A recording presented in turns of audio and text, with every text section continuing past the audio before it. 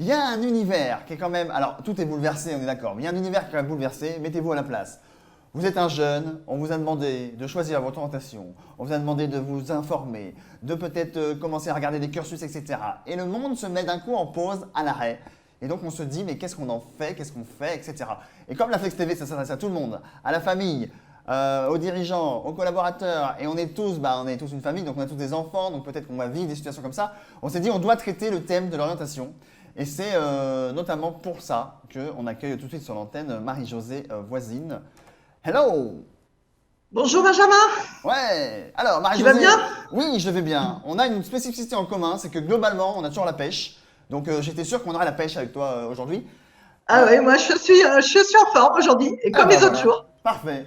Et donc, toi, tu m'as dit, il faut traiter beaucoup de choses, mais notamment dans l'orientation.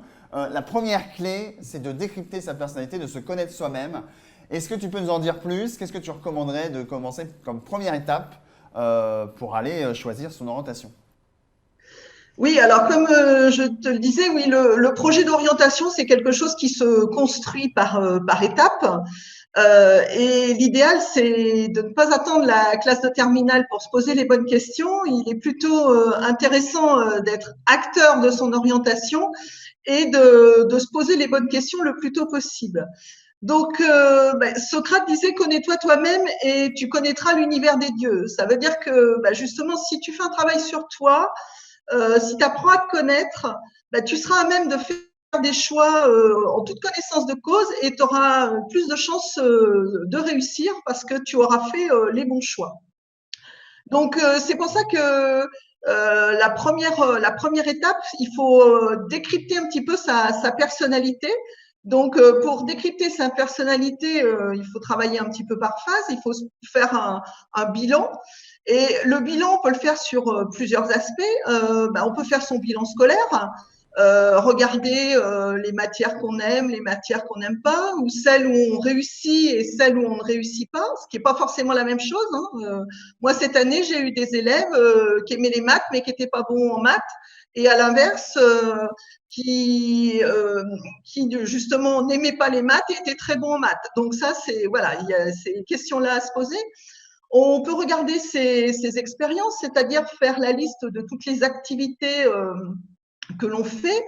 Et puis, dans chacune des activités, repérer les compétences que l'on a, enfin, quand on pratique cette activité, c'est-à-dire qu'est-ce que j'aime faire, qu'est-ce que je n'aime pas faire, est-ce que je me sens mieux en situation individuelle ou je suis plus à l'aise quand je suis en groupe. Donc ça, c'est l'aspect expérience.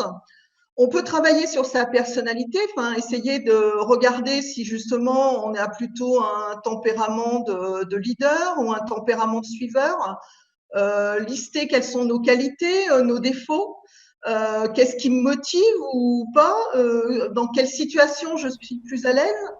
Et puis une des étapes, c'est aussi les attentes. Bon, déjà, est-ce que je suis attirée par un secteur d'activité ou pas, ou un métier? Et aussi, quel est mon objectif dans la vie? Est-ce que je veux gagner beaucoup d'argent? Parce qu'il y en a qui sont comme ça, ou qui souhaitent une grande réussite professionnelle, ou alors d'autres qui cherchent plutôt un équilibre vie perso, vie pro, ou qui veulent se sentir utiles. Voilà. Donc, toutes ces interrogations sont importantes. Je dirais c'est même fondamental pour élaborer son projet d'orientation. Et puis, il faut le faire sans complaisance, c'est-à-dire qu'il faut accepter aussi de regarder tel que l'on est, parce que bon, quelquefois, on met les choses positives d'un côté, et puis il y a des choses négatives, mais il faut accepter les choses négatives. Voilà. Alors, si on veut aller plus dans le détail justement pour travailler sur ces expériences, on peut prendre un papier, un crayon, et puis décrire quelles sont les activités que l'on fait quand on est tout seul à la maison, ou quand on est en famille, ou quand on est avec ses amis en dehors justement de chez soi. Est-ce qu'on a des activités sportives? Est-ce qu'on a des activités associatives, culturelles? Bon, on verra que justement tout ce qui est activité maintenant c'est souvent mis en avant dans les formations, puisque là il y a eu la phase Parcoursup et les jeunes justement devaient remplir ces cases-là. Quelles sont vos activités sportives associatives? Donc, et quand on a listé toutes ces activités, en fait, il faut faire une espèce d'auto-analyse parce que qu'est-ce qu'elle nous apporte voilà, qu'est-ce qu'on ressent quand on pratique telle activité. Ça, par exemple, quelle capacité aussi je mets en œuvre. Est-ce que, bon, si j'aime dessiner, est-ce que c'est ma partie imagination qui ressort quand je dessine? Si je fais, je sais pas, du sport, si je joue au basket, donc je suis dans un sport collectif. Est-ce que c'est parce que j'aime être avec les autres? Voilà, c'est un peu tout cet exercice-là qu'il est intéressant de faire. Mais non seulement il faut le faire pour soi, mais il faut aussi le confronter au regard des autres.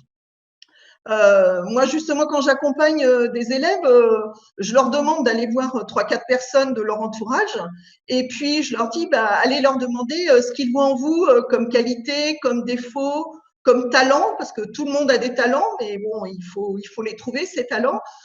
Qu'est-ce qui me distingue? Est-ce que justement j'ai un élément différenciant par rapport aux autres?